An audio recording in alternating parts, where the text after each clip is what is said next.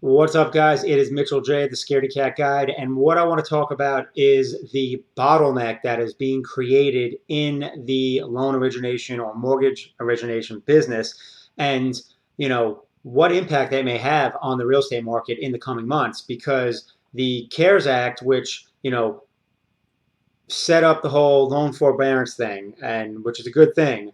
But at the same time, they kind of told the servicing companies, like tough noogies, like that's it, like this forbearance and that's it, like we're not helping you guys as well. But the problem is these servicers also have bills to pay. They also have money that they essentially have borrowed that they need to make payments on, and cost of business and all that good stuff. And the issue is with the forbearance, they're not essentially taking in money now, right? They'll eventually get the money, but 60, 90 days, hell, up to a year, you can even do forbearance if you keep requesting it. And then, yeah, even if you have to do a lump sum payment, then that's still a year that the servicing company is not getting their money. And if you're not familiar with a servicing company, you actually probably are, because if you ever got a mortgage after you bought your house, probably 3 weeks later or so, you got a letter from a company that says, hey, this is where you send your payments now. That was the servicing company buying that loan from the company you did your mortgage with, the bank you did your mortgage with. And that is the majority of loans. Most banks do not keep them in-house. Smaller community banks do, savings and loans and whatnot. But the point is, these servicers usually pay, and we'll look at the highlights here. So I found a good article talking about this. And again, this is my understanding from investing and from doing my research. I'm not a loan originator or a mortgage broker or anything like that. So right here says services role is critical. It is. And they usually pay 1%.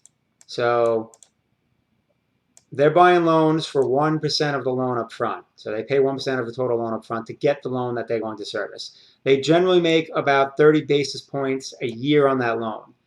That equals a third of a percent roughly. So not 1% or not 3%, like literally like 0.3. And that's an annual profit. So the point is, it takes them about 3 years, as it says here. It takes about 3 years to basically recoup that 1% that they spent, right? And then from there, they make that 30 basis points per year. So the problem is, generally, they borrow money to buy these loans. So let's just say here it says they finance half the cost, which is pretty conservative. You know what I mean? They're not over leveraging. They're only using 50% of their own money, 50% of the other person's money. The problem is that money they borrowed, they still have to make payments on. But they're not bringing in the money because all the loans are being, quote unquote, forbeared. That causes a problem. So essentially, they have like an allowance for this in terms of what their average portfolio will allow for forbearance and what they can cover, and it's generally like 25 basis points or something like that. The problem is it's skyrocketed to like 350 or so basis points.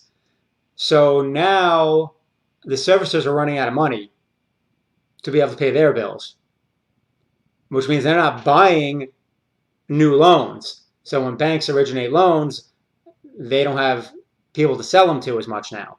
And now you see where the problem comes, right? Because the banks don't want to hold the loans on their books. So if they can't sell them, what are they going to do? Are they going to keep originating? Are they going to slow down? Are they going to wait till they can see what amount of loans they can actually unload? I don't know. It's a good question. But given that this is how the business traditionally functions, we clearly have a bottleneck.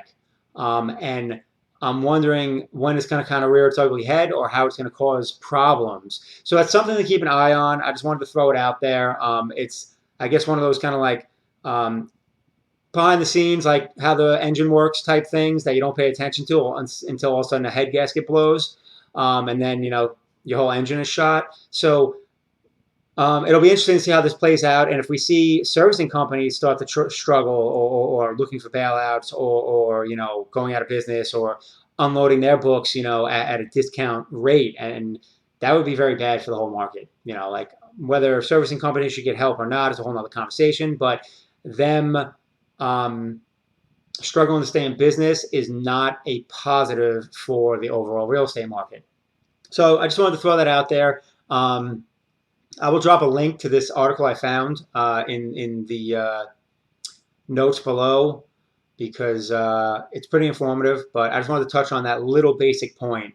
So yeah, we shall see. In the meantime, stay prudent, try and stay liquid, and don't over leverage yourself because there will be opportunities coming up the rest of this year in real estate. So best you can do is be prepared. All right, guys, we'll see you on the next one.